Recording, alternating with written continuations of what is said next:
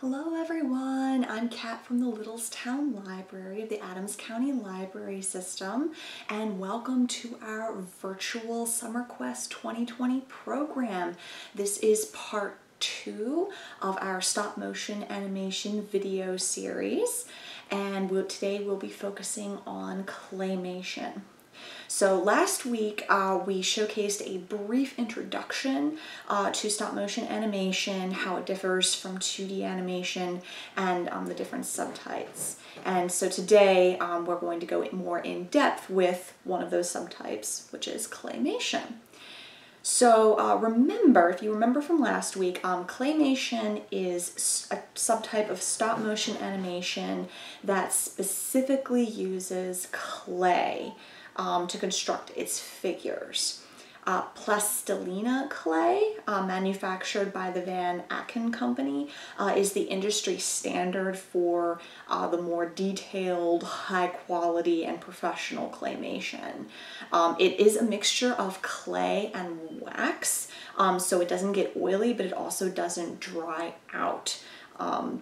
Unlike some other forms of clay. You can also use polymer or Sculpey clay, which is actually made out of plastic, and it's very versatile. You can shape it, you can bake it, but it's also much more expensive.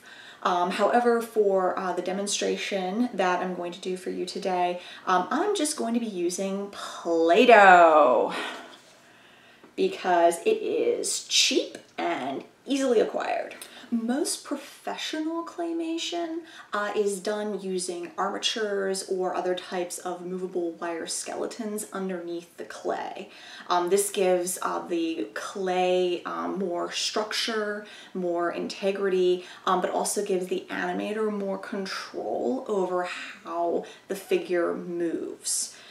You can even use paper clips or copper wire around the house to create your own makeshift armature or frame for your figure if you would like. However, you do not need to have an armature or any kind of skeleton beneath the clay in order to make some really cute animated short films. So today's demonstration will not be using an armature or skeletons. We're keeping it sweet and simple. That's the name of the game. So now I'm going to show you how to get set up for your stop motion photo shoot, and you'll also see a time lapse of the stop motion process and then the finished video. So let's get started. First, you will need an open, cleared off space to work. Lighting is also very helpful, either as these stick-on lights that you see above the table or some other kind of lamp. Next, make sure... Got your lights on. You want to pick your camera that you're going to use. I'm going to go ahead and use my smartphone. And also something to prop it up on. I'm actually going to use part of an egg container. If you just cut off part of it and turn it upside down, then you get a nice little stand to place your camera on.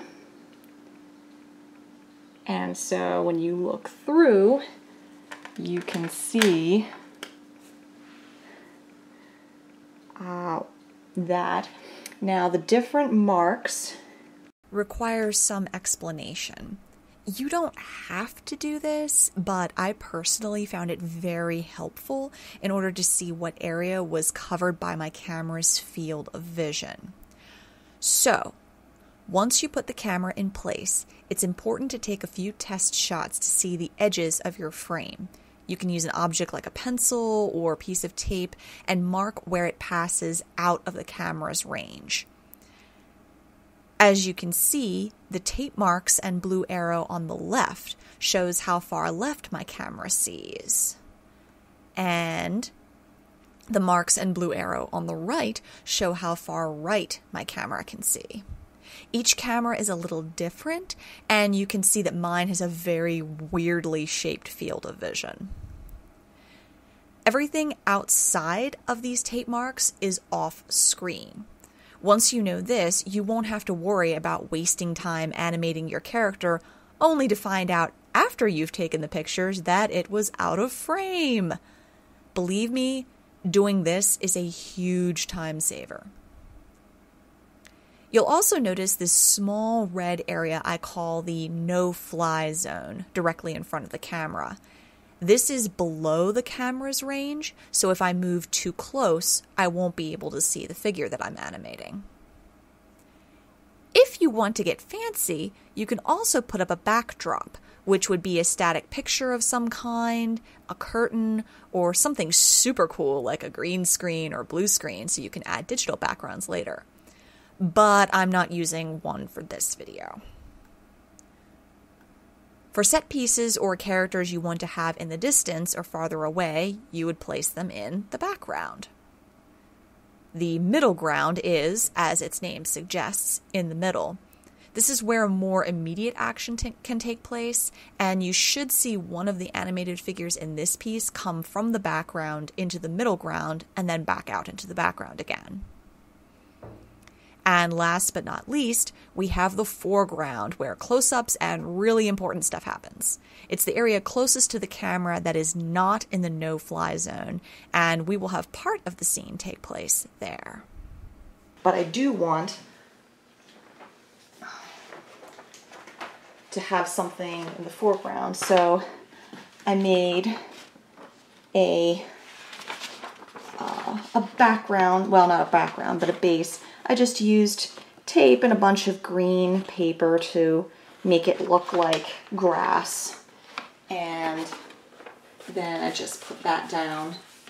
It's good to secure this with some kind of tape, but you put that so that it matches the lines and everything. It could go off a little bit as well, but you'll want to secure that so that way it doesn't move around while you are filming.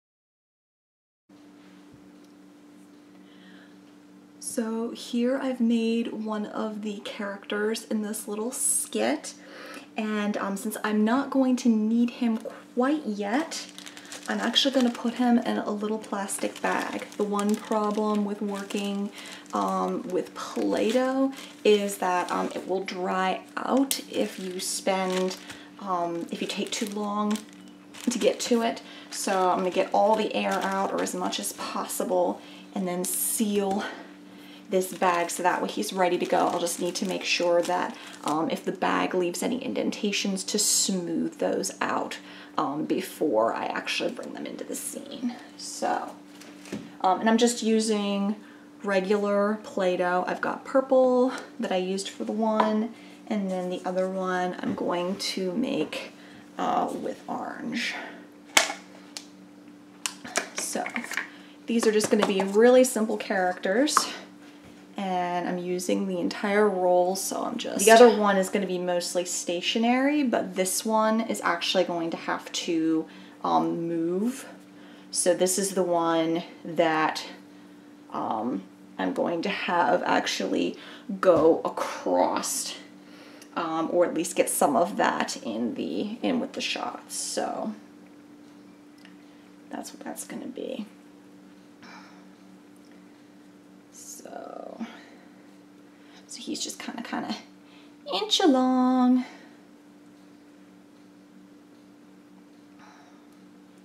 And again, the thing with Play-Doh is that this is not really the best thing. I mean, like, professionals aren't going to use Play-Doh, but for our purposes, Play-Doh will work just fine, but you have to be careful when you're moving it that you don't leave indentations when you are adjusting or moving the figure. So, and then we've got a pair of googly eyes. So we're going to put one eye up here, and we're going to put another eye on the other side. So now we have our first character. So I'm going to go ahead, move these out of the way, and we're going to go ahead and get started. I'm going to leave the camera running so you can see kind of the premise. So let's get some lights on. Some light on the scene. Fire up the camera.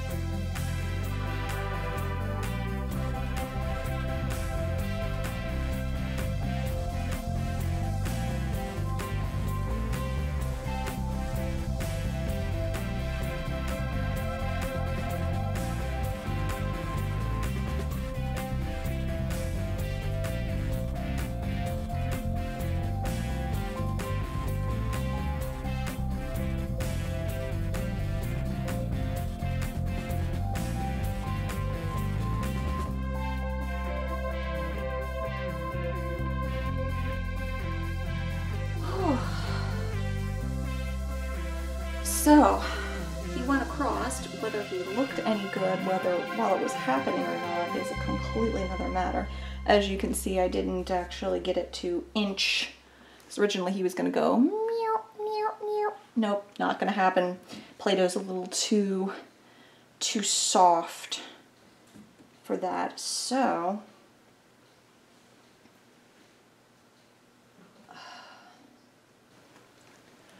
now we're going to move the action a little bit closer to the camera. And I'm going to adjust that. So through my camera, this is in the extreme foreground here. So we'll see if this works.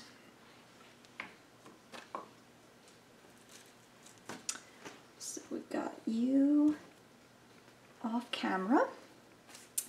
Now we're going to go ahead and he's going to wake up his friend.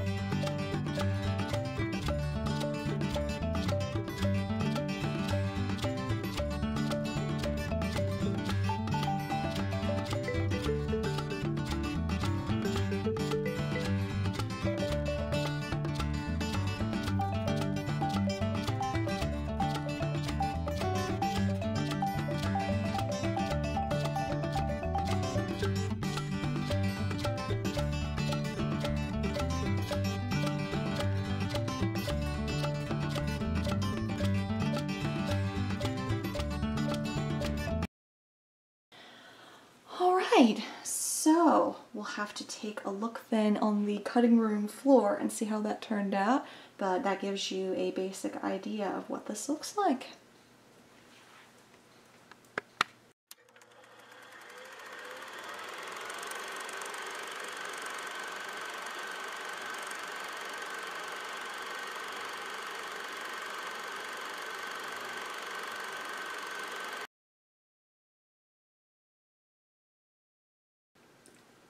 How cool was that? I know it's only a 9-second video, so no great epic story or anything, but hopefully it showed how you can make a really quick, really cute little story or little film just using Play-Doh, googly eyes, and a camera. You don't even need to render the images into a full video. You could just play a fast slideshow on your computer to give the same effect if you don't want to go through all the trouble of rendering it. So if this looks like something that you'd like to try, remember that we are going to have a virtual stop motion film festival air on the Littlestown Library Facebook page on August 4th. So if you would like your stop motion short film to be showcased, please send your submissions to littlestown@adamslibrary.org by 8 p.m. on Sunday, August 2nd. If you have any specific questions about topics discussed here in part 2, you can register for a Zoom live Q&A tech talk, which will take place this Thursday at 3 p.m. So please register online through the events page on adamslibrary.org, and feel free to also drop questions in the comments section of this video.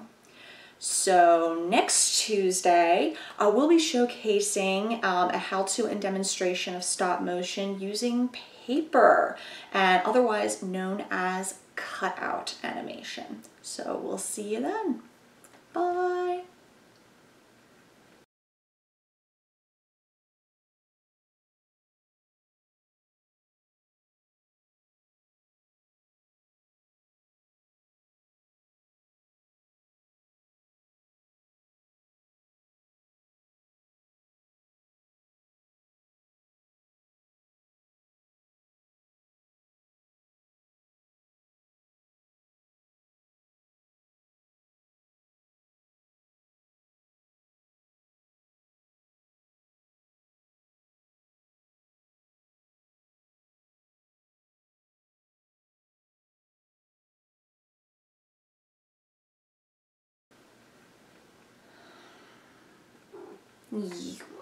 You little mutt.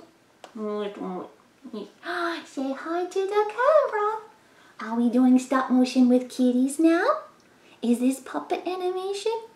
Is this cat animation? You're so magic.